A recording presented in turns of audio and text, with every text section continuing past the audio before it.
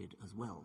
In Australia, we have almost pure marsupial evolution and a magnificent panoply of parallelisms to what was going on in the other parts of the world. We have marsupial wolves, marsupial cats, marsupial rabbits, marsupial flying squirrels, moles, mice. You know more about it than I do.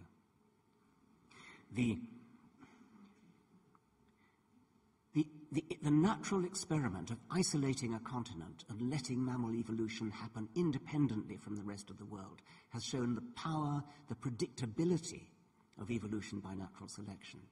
The marsupial fauna of Australia is different from the non-marsupial faunas of the rest of the world and the marsupial fauna of South America. It's different, but with uncanny parallels, uncanny similarities, the same kinds of need, the need for, I won't call it need, there is a trade open, a way of life open to browsers, to grazers, to hunters, to large carnivores, to small carnivores, medium-sized carnivores, to gliders, to burrowers. All these different ways of life are there for the taking. They were there for the taking when the dinosaurs went extinct and left all those shoes empty and waiting to be filled. And so you got replacements to all the different ways of life that the dinosaurs had hitherto filled. And they were filled independently in Australia and in South America and in the rest of the world. The pattern of geographical distribution, just what you would expect if evolution had happened, not what you would expect on certain alternative ideas.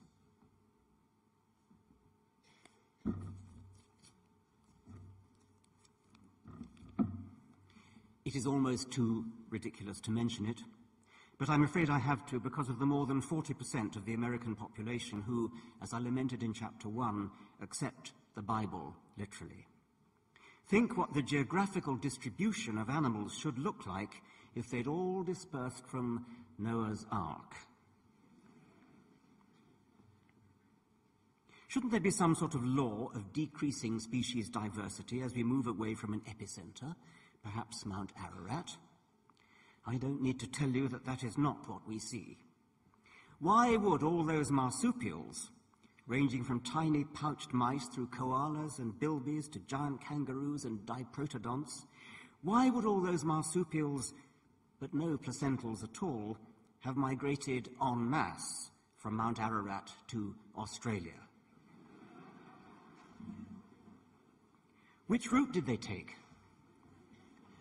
Why did not a single member of their straggling caravan pause on the way and settle in India, perhaps, or China, or some haven along the Great Silk Road? Why did all the penguins undertake the long waddle south to the Antarctic? Not a single one to the equally hospitable Arctic. Once again, I'm sorry to take a sledgehammer to so small and fragile a nut. But I have to do so because of the more than 40% of the American people who believe literally in the story of Noah's Ark.